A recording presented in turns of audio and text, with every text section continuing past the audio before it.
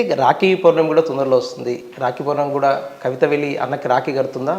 అదేవిధంగా సంతోష్ కూడా రాఖీ కడుతుందా అని చెప్పేసి కూడా ఒక చర్చ అయితే జరుగుతుంది.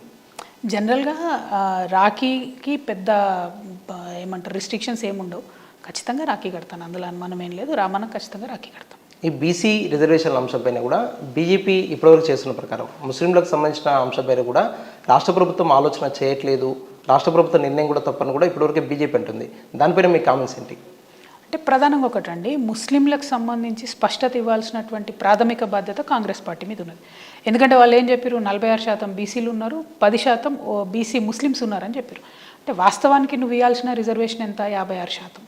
ఎవరి ప్రకారం? రాహుల్ గాంధీ గారి ప్రకారం. కానీ ఎందుకు 42% ఇస్తున్నారంటే ఇప్పటివరకు సమాధానం లేదు. పోనీ 42%లో ముస్లిమ్స్ లేరని అనుకుందాం ఒక మాట, కానీ బీసీలే 46 ఉన్నారు కదా. అంటే ఇంకా 4% ఎవరికి బీసీలకు తక్కువ రిజర్వేషన్ ఇస్తారు మీరు? యాదవులను తగ్గిస్తారా, ముద్రాజులను తగ్గిస్తారా, రజకులను తగ్గిస్తారా, ఎంబీసీలకు తగ్గిస్తారా, డిఎన్టీలకు తగ్గిస్తారా? అది కూడా చెప్తలేదు. అంటే కాంగ్రెస్ పార్టీ చేస్తున్నటువంటి బేసిక్ మోసం ఏంటంటే స్పష్టత ఇవ్వకపోవడం. పారదర్శకత అనేటటువంటిది ప్రజాస్వామ్యంలో ప్రాథమిక సూత్రం. దాన్ని కాంగ్రెస్ పార్టీ విస్మరిస్తుంది.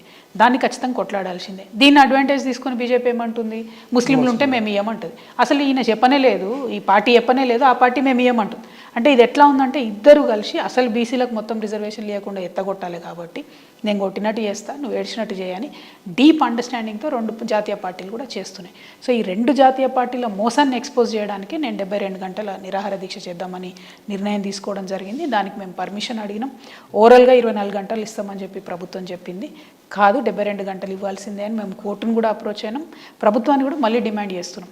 మా తెలంగాణ జాగృతి మీరు హిస్టరీ అంతా తీసుకొని చూడండి, ఎప్పుడు కూడా ప్రభుత్వం ఇచ్చిన సమయాన్ని మేము అధిగమించలేదు. ఎప్పుడైనా శాంతియుతంగానే చేసాం. 72 గంటల సమయం ఇస్తే అన్ని కులాల బీసీ బిడ్డల యొక్క మనోభావాలను వెలిబుచ్చేటటువంటి అవకాశం, సమయం దొరుకుతుంది కాబట్టి ఇవ్వాలని ప్రభుత్వాన్ని మరొకసారి విజ్ఞప్తి చేస్తాం.